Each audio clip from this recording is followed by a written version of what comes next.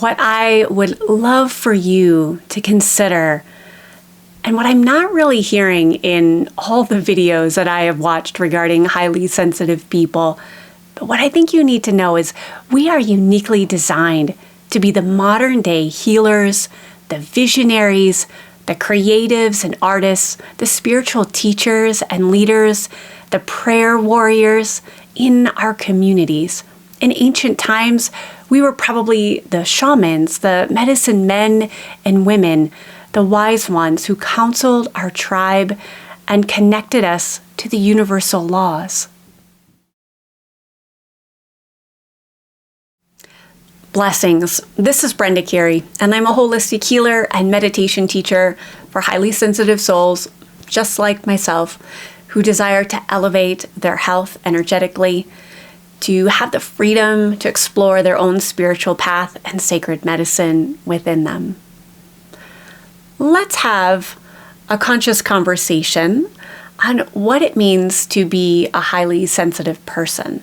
I've watched several videos on this topic, and there is a spiritual perspective that I'm not hearing, or at least it's not the predominant voice, that I think is really important for you to know or to at least consider.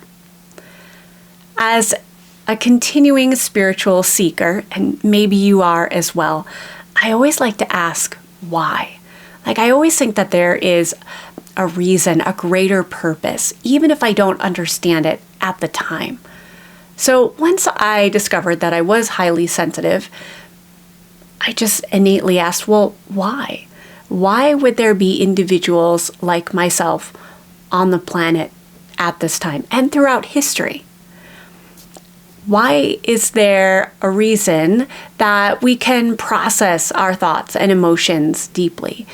Why do we think creatively and innovatively and think out of the box, which sometimes makes us feel like we don't fit in? Why do we notice subtle changes in our outer environment or within our own bodies or in other people's emotions and moods? And why are we more attuned to sight, smells, sounds, taste, texture? And why do we get intuitive hits sometimes, just out of the blue, and no one else seems to get those? So here's my thoughts on that, and I would love to hear your comments as well. My perspective is highly sensitive people are uniquely designed to be the modern day healers, the visionaries, the spiritual teachers and leaders, the prayer warriors, the creatives and artists, the musicians. And I think in ancient times, we were the shamans. We were the medicine men and women. We were part of the council of wise ones in our tribe that allowed us to see spiritual laws and universal principles.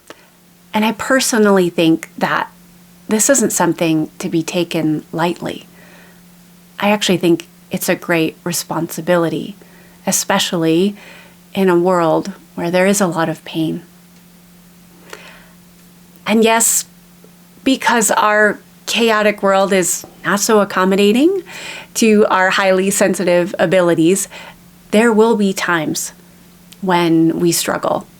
There will be times when we're overstimulated, when we think so deeply and so passionately about something that we fall into overwhelm, which leads to compassion fatigue or burnout. I've been there. And as the saying goes, and I don't mean for this to be cliche at all, where our attention goes, our energy flows.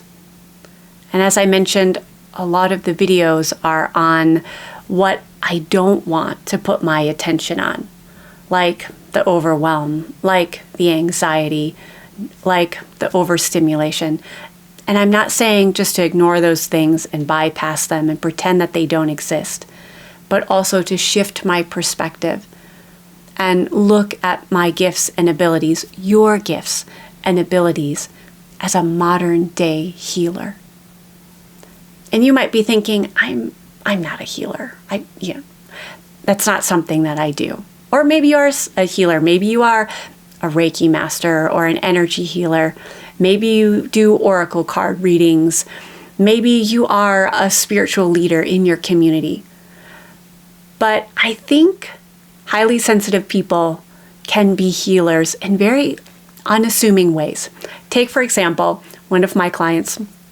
Her title is officially a financial planner. And as a financial planner, what she actually does is she helps people heal their relationship with money and abundance. She's highly empathic, and that is her gift in this world. I have another sweet soul that she is a physician. That's her official title. But she listens to her patients so deeply and with such empathy that she is a healer in a hospital. Perhaps you love to cook and you put all of your heart and soul into the dish that you prepared. Then you, my friend, are a healer, and food is the conduit of your healing. Or perhaps you're a caregiver. Maybe you parent children or a grandparent of a child. Maybe you take care of pets or plants. And you give your presence, your love, and attention. And so, yes, you are a healer in this world. I hope you see that as a highly sensitive person, you get to give your gift of whatever type of healing that you offer. Now, I do hope that you are taking such good care of yourself, and that's part of what my channel is about, is using different modalities like meditation, like energy healing, to bring you into wholeness, because we can't authentically give out what we don't have inside. And if we are depleted and running low on our own reserves, then that's when some of those symptoms we hear about in those other videos. But I'm going to choose to focus my attention on the abilities, on shifting towards abundance, towards joy, while also taking care of myself. And I hope you join me in that as well, and that you are affirming your gifts, your unique abilities as a highly sensitive person. So if this video resonated with you, hit the subscribe button, please like it, and I encourage you to watch this next meditation to embrace your sensitive soul. Namaste, friend.